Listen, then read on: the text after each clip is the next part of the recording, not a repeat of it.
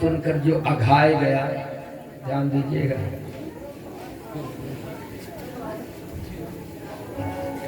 यहाँ जमक अलंकार है, अघाए शब्द पर ध्यान दीजिए। गोस्वामी जी कहते हैं अघ माने पाप होता है। भगवान की कथा को सुनने के बाद फिर पापी रह गया तो मानो कथा के रस को नहीं पाया। अब भगवान की कथा को सुन करके जो अघाए गया, अघाने का मतलब तृप्ति भी होता है।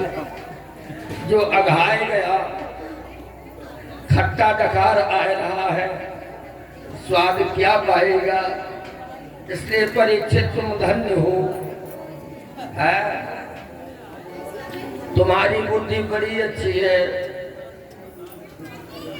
सम्यक व्यवस्थितो बुद्ध्या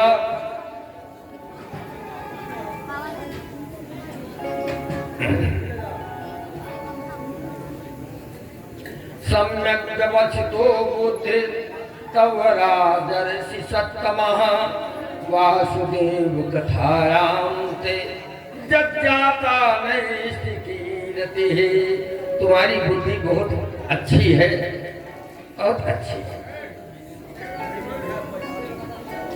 कि जो भगवान की कथा के विषय में तुम प्रश्न कर रहे हो।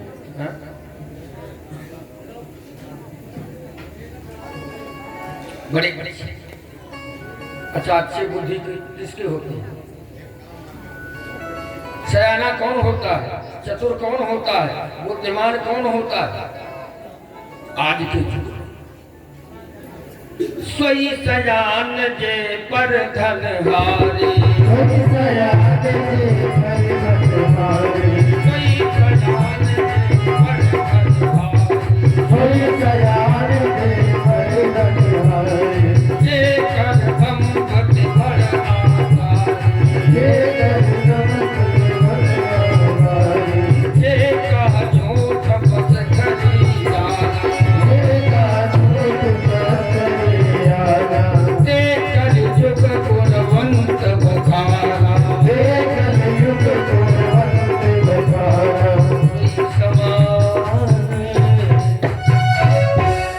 वही सयाना है, वही चतुर है कि जो दूसरे का धन हर ले, जो दूसरे की पत्नी हर ले, दूसरे का मन हर ले, बड़ा चतुर कहा जाता है। लेकिन यदि ऐसे को चतुर कहना है तो पतुरिया बड़ी चतुर होती है।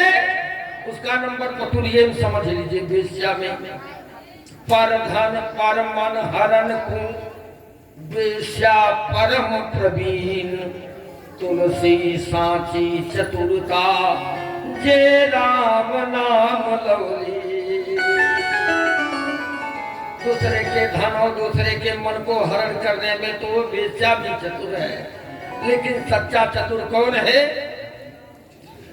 सोई सयान जे पर धन हारी, सोई सयान जे पर धन हारी, जो करदम बड़ आसारी, जो करदम बड़ आसारी। ये तो रही अब की बात, लेकिन वास्तव में सच्चा चतुर कौन है? सच्चा विद्वान कौन है? सच्चा गुणी कौन है?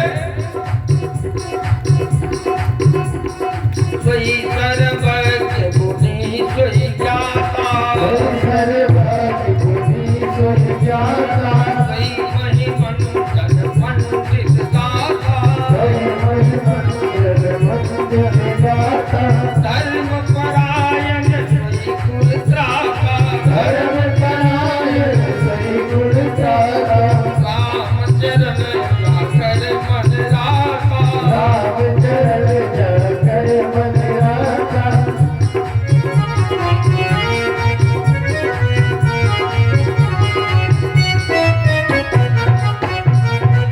वही सर्वज्ञ है, वही गुणी है, वही विद्वान है, वही चतुर है, जो छल कपट त्याग कर परमात्मा के चरणों का अनुरागी बने। वही पहलवान है, वही श्रीमान है, वही धनवान है, जो छल कपट त्याग कर परमात्मा के चरणों का अनुगामी बने।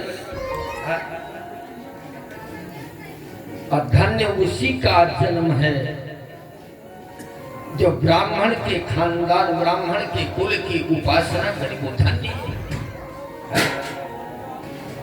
है ना। धन वही कृतार्थ है जो प्रथम गति में लग जावे, भगवान के चरणों में लग जावे, परोपकार में लग जावे, दीन दुखियों की सेवा में लग जावे, समाज सेवा में लग जावे, वही धन कृतार्थ है। सो धन धन्य प्रथम गति जागी,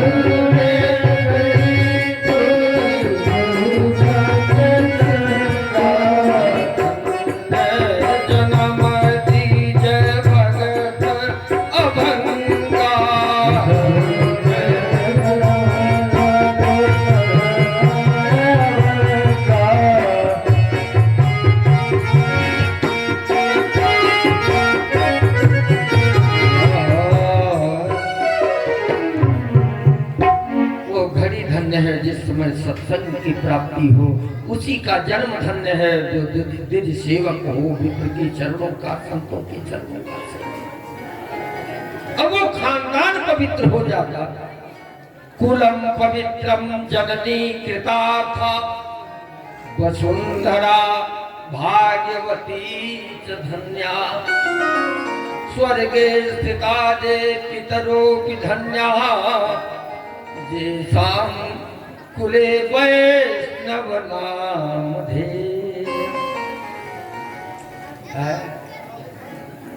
वो कुल खानदान पवित्र हो जाता है जिस खानदान में वैष्णव का, आप जैसे भक्त का जन्म हो जाता है, जिसके गर्भ से भगवान का दास जन्म ले लेते।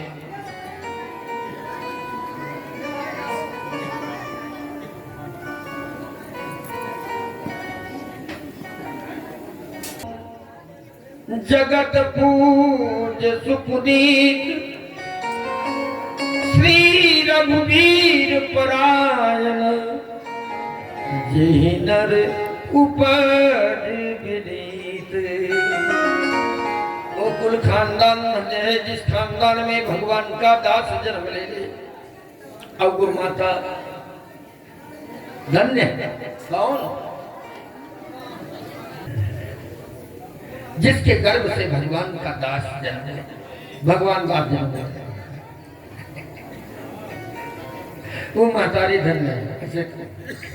सच्चिदानंद भगवान की जय हो, माँ के बिहारी लाल की जय हो।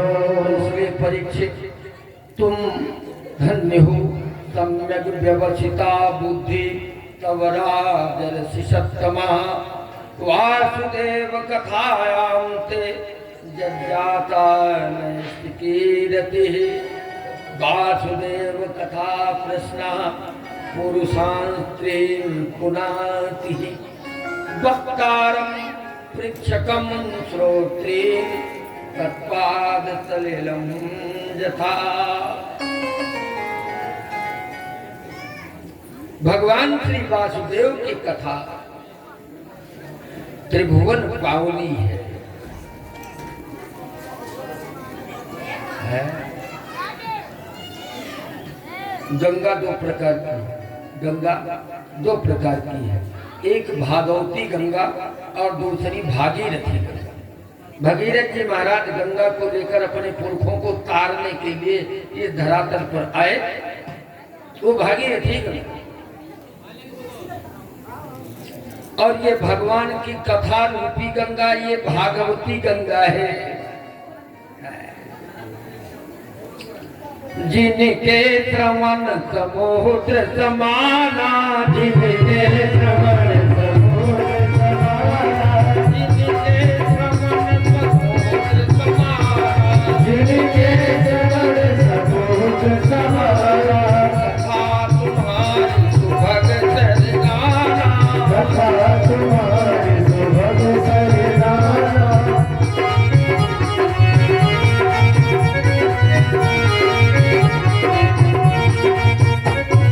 भरहि निरंतर होई न पूरे, भरहि निरंतर होई न पूरे, भरहि निरंतर होई न पूरे, भरहि निरंतर होई न पूरे। जिनके हृदय सदन तव दूरे, जिनके हृदय सदन तव दूरे।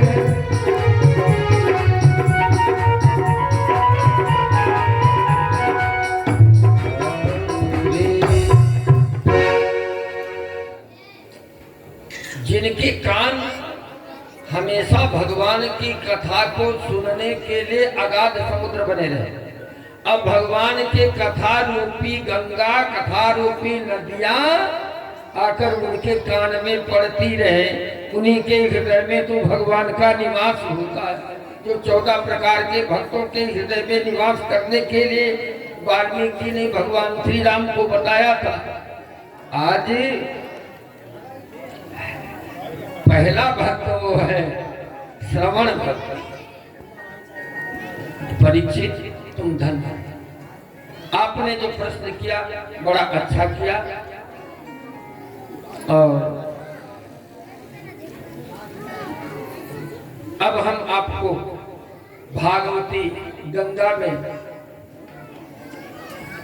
मन को अवगाहन कराने के लिए प्रारंभ करते हैं।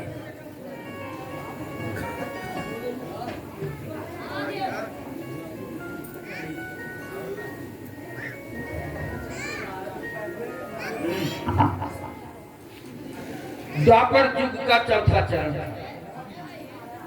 भूमिर तृप्त नृपव्याज, दैत्यानीक सताजुतई, आक्रांता भूरि भारेण, ब्रह्माणं शरणं जुजुहु। पृथ्वी के ऊपर घोर अत्याचार हो रहा है, कलयुग का आगमन होने वाला है। द्वापर बीतने, क्योंकि द्वापर के चौथे चरण में ही भगवान श्री कृष्ण का अवतार हुआ। द्वापर बीतने वाला है, कलयुग आने वाला है। अब दोनों की संधि बड़ी खतरनाक है, नहीं होती। गर्मी और बरसात के जो संधि है, जोड़ है, उस समय बीमारी खूब फैलती है। अब बरसात और इधर ठंडी दोनों का जब टकराव होता है तो फिर बीमारी बढ़ती है। और उधर बसंत और ग्रीष्म की जब जोड़ होती है तो ये जोड़ बहुत खतरनाक होता है। अनेक प्रकार की व्याधियां होती हैं। उसी प्रकार से जब दो युग का टकराव होता है तब उसमें बड़ा उफान आता है। और उफान क्या आया? भूमिर दृप्त नृपव्याज, दैत्यानीक सताजुतई, आक्रांता भूरि भारेण, ब्रह्माणं शरणं जुजुहु। अरे एक नहीं, समूह के समूह राक्षस पृथ्वी के ऊपर घूम रहे हैं। आतताइयों की, आतंकियों की भरमार हो चुकी है। पृथ्वी पाप के भार को सहन न कर सकी है। पृथ्वी पाप के भार को सहन न कर सकी। अब सोचा मृतलोक में मैं नहीं रह पाऊंगा, ये भार सहन करने की क्षमता अब मुझ में नहीं है। ब्रह्माणं शरणं यजुः, ब्रह्मा जी की शरण में गई। ब्रह्मा ने पूछा क्यों?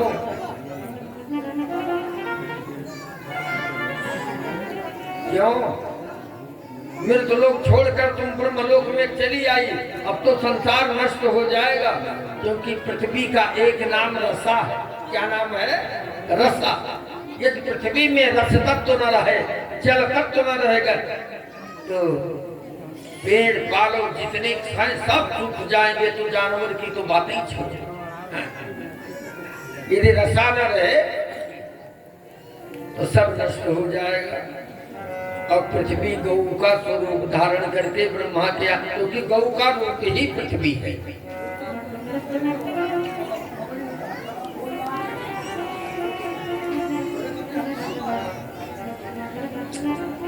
पृथ्वी गौर भूत्वा त्रिमुखी खिन्ना क्रंदन्ति करुणं विभो,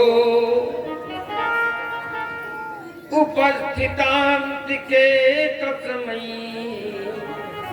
व्यसनं स्वमोचत।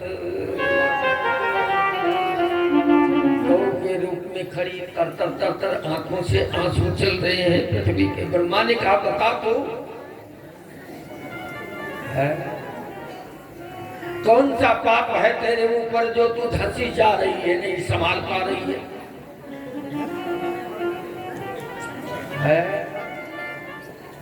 संसार का निर्माण किया है तो ये गुण दोष से युक्त है। दो का नाम दुनिया है। दुनिया दो से बनी हुई है, एक से नहीं बनी हुई है। सुख दुख पाप पुण्य दिन राती,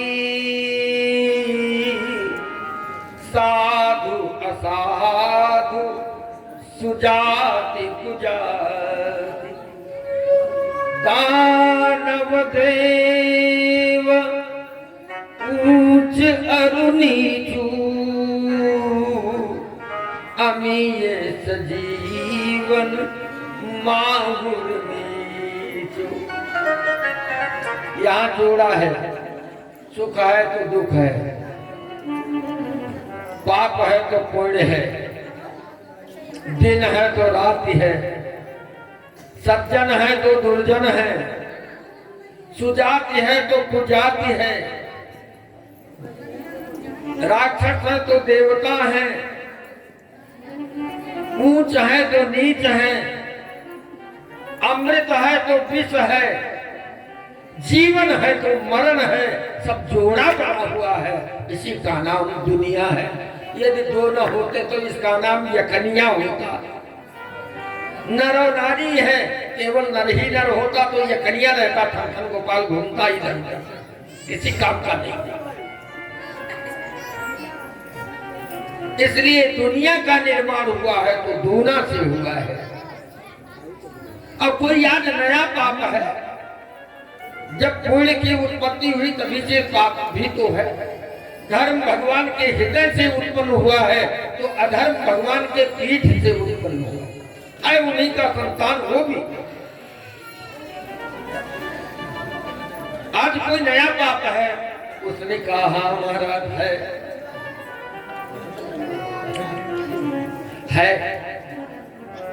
गिरि सरित सरित सिंधु नहीं मोही, गिरि सरित सरित सिंधु नहीं मोही,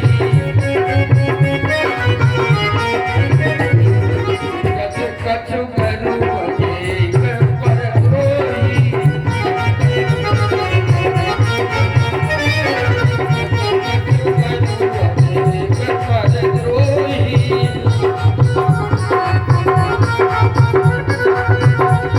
हमारे ऊपर न पहाड़ वजन है, न नदियां वजन है, न वृक्ष वजन है, न जीव जंतु वजन है, फिर क्या वजन है?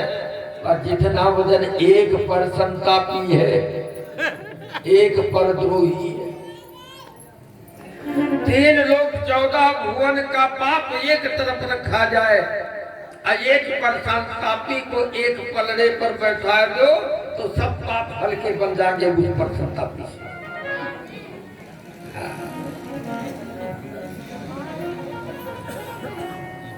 एक पंडित जी थे और किसी जी को कहना ठीक नहीं है, पंडित जी सरल होते हैं, इनका जैसे चाहो तैसे कहा करो। पंडित जी 2 मूर्ति थे, बड़े विद्वान थे, साधु की सेवा करते।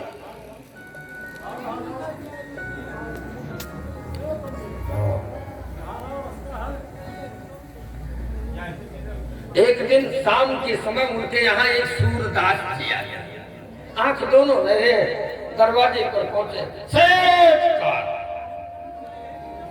पंडित जी ने आवाज सुनी, दरवाजे पर आए, महाराज जी को प्रणाम किया।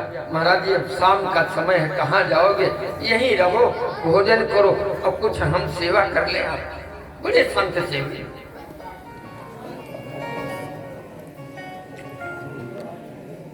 टिकाई लिया। सूरदास जी भोजन के जब लेते तो पंडित और पंडिताइन दोनों पहुंचे, महाराज जी के चरण दबाने लगे। सूरदास जी बड़े खुश हुए, वाह वाह, बड़ा अच्छा भगत मिला था, कोई भीख नहीं देने वाला था, अब ये तो ऐसी सेवा करता जैसे अपने बेटा बेटी भी न कर सकता। बड़ा रात बीती, सवेरा हुआ,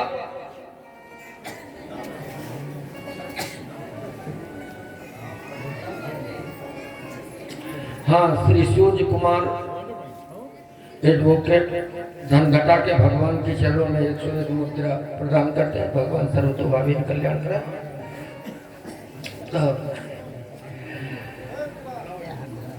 अब तो बड़े प्रसन्न है सूरदास जी महाराज। सवेरा हुआ, स्नान किए, बोले बच्चा अब चले कहीं दूसरा दरवाजा देखे। पंडित जी ने कहा, महाराज मुझे एक साधु की जरूरत थी, आप मेरे यहाँ रहो, नित्य प्रति उठेंगे और आपका दर्शन करेंगे। काना का दर्शन करो तो असगुण, और सूर्य का दर्शन करो मनो भगवान का दर्शन हो गया। सच्चिदानंद भगवान की जय हो। दोनों आंख जिसके नहीं होती है वो संसार को नहीं देखता, केवल संसार वाले का ही चिंतन करता है। महाराज आप मेरे अच्छा। सूरदास जी भी प्रसन्न हुए, इधर उधर चलते थे, कभी ईटा से कभी खूंटा से टकराते थे, चोट चपेट लगती थी। अब एक दरवाजे पर आराम से रहेंगे, कपड़ा साफ होगा, तेल मालिश होगा, बढ़िया बढ़िया माल काटेंगे, कहीं जाने की क्या जरूरत है। ठहर गए, कुछ दिन बीता। एक दिन पंडित जी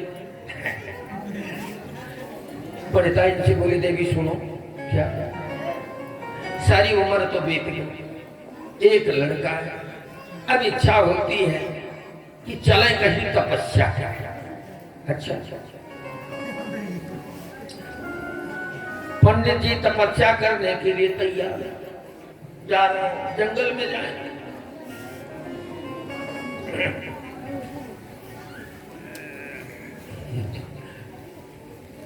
पंडिताइन ने कहा तो हम भी तुम्हारे साथ चलेंगे। पंडित जी ने कहा तुम वहां क्या करोगे, जो ने करती घर छोड़ी। फिर हो बाधा बनी रहो वहां भी, अरे नहीं हम भी चलेंगे तपस्या करेंगे। तीसरे नंबर पर इनकी एक ही लड़का था, शादी विवाह कुछ हुआ नहीं था, उसने कहा पिताजी हम भी चलेंगे तुम्हारे साथ, जंगल में तपस्या करेंगे। चौथे नंबर पर बचे बेचारे सूरदास, वो बोले जब घर पर कोई रहोगे नहीं तो हम यहाँ क्या करेंगे, हमारा कौन सेवा करेगा, हम भी चलेंगे जंगल में तपस्या करेंगे। अब चारों मिलके तपस्या करने के लिए जा रहे हैं। जंगल में पहुंचे तो सोचा सबसे जल्दी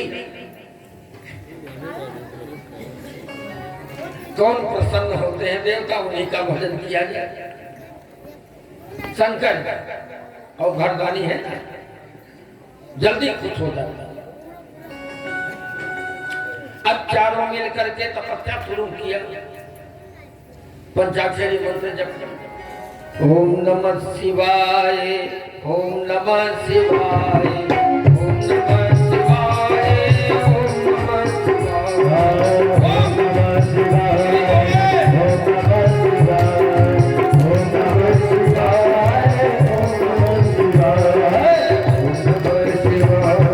ओम नमः शिवाय, ओम नमः शिवाय,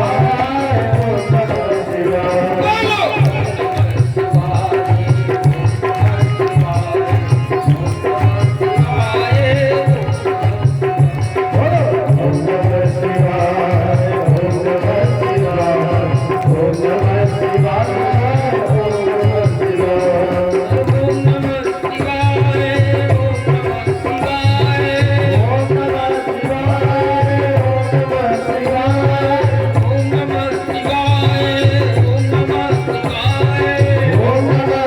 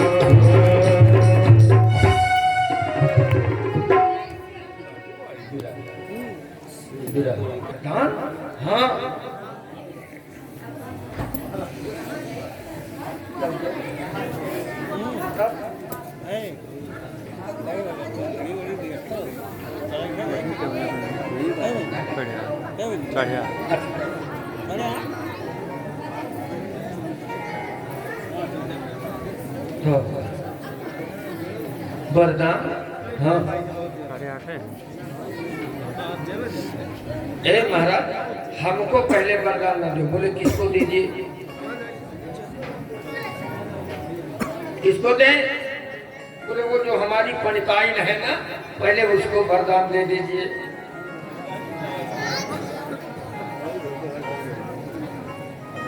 पहले उसको वरदान दे दीजिए। शंकर भगवान ने कहा ठीक है, तो तुम ना लो। अच्छा, पंडित जी चतुराई से कह रहे थे, क्योंकि पंडिताइन जो वरदान मांगेगी वो भी हमारे लिए मांगेगी। नारी जात के सर्वस्व पति देवता ही होते हैं। हमार मांग बने रहे, हमार कोख बनी रहे, जाए तो मांगे वरदान हो जाए, तो हम राहत तब तो मांग को खिल के रहे। तो जो पंडिताइन वरदान मांगेगी वो भी मेरे लिए मांगेगी, अब हम जब मांगेंगे तो हम भी अपने लिए मांगेंगे, तो सारा वरदान मुझे मिल जाएगा। अब पंडितानी ठंड दुनिया में कोई सुख है। हे भगवान, यदि मुझे आप वरदान देना चाहते तो एक ही वरदान दे कि हम तनातन जवान हो जाए, बुढ़ोती हमारी समाज। वरदान तो मिलना था। बलिया 18-20 साल की छोकरी हो गई पंडिताइन।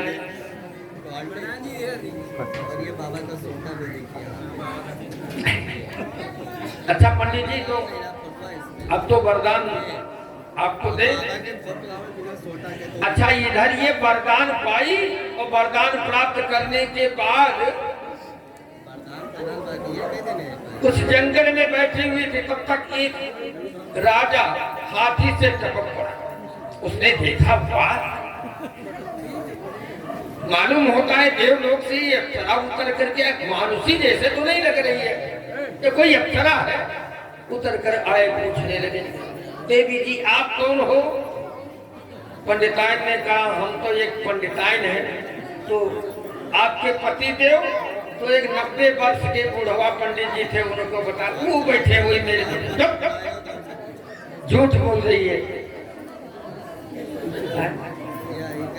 उसकी पोती और प्रपौत्री जैसे तू लग रही है, तू उसकी पत्नी है? बोले नहीं महाराज, वो मेरे सही पति हैं। राजा ने कहा, तो उनसे तुमको क्या सुख मिलेगा? अरे हमारे साथ चलो, राजमहल में रहो, रानी बन चलो। पंडिताइन बहुत खुश हुई, चलो वो डोकरा का साथ छूटा, बड़ा अच्छा हुआ, जिंदगी एक कारक रहा। राजा ने उस पंडिताइन का हाथ पकड़ा और हाथी पर बैठाया, आप भी बैठ गया।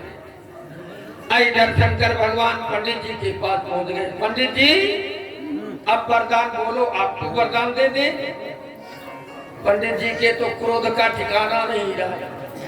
हे भगवान, हम तो जानते थे ये वरदान मांगेगी तो वो भी वरदान मेरे लिए होगा, लेकिन बुढ़ौती में छोड़कर ये जा रही है। शंकर भगवान ने कहा, नहीं जल्दी मांगो वरदान। पंडित जी ने कहा, वरदान ही देना है तो ये सुअर हो जाए। अब हाथी पर बैठी हुई वो पंडिताइन सुअर बन गई। और राजा ने सोचा कि ये कोई मायावी है, राक्षसी तो नहीं है, रूप बदल गई है। घर पर ले जाए रात को, हम लेते ये बाघिन बन जाए। जब इस प्रकार से बन रही तो कोई खा ना जाए। राजा ने मारा था और वो पंडिताइन नीचे गिरी, चकनाचूर हो गई। अब तो वरदान खत्म हो गया। पंडिताइन ने वरदान मांगा तो जवानी, और पंडित जी ने कहा वो सूर्य हो जाए तो सूर्य हो गई। दो लोगों का समाप्त हो गया। अब तीसरे नंबर पर इनका बेटा, अच्छा बेटा तू वरदान मांग। अब लड़का तो परेशान रहे, मेरे माता पिता की ये हालत। भगवान शंकर से निवेदन किया, प्रभु हमारे माता पिता जैसे रहे कैसे हो जाए। तीन लोग मिलकर तपस्या किए, लेकिन जैसे के तैसे रह गए। आज चौथे नंबर पर सूरदास के पास पहुंचे। सूरदास से पूछा, तुम वरदान मांगो। सूरदास जी ने कहा, महाराज मुझे वरदान देना है तो ये कई वरदान दीजिए। क्या?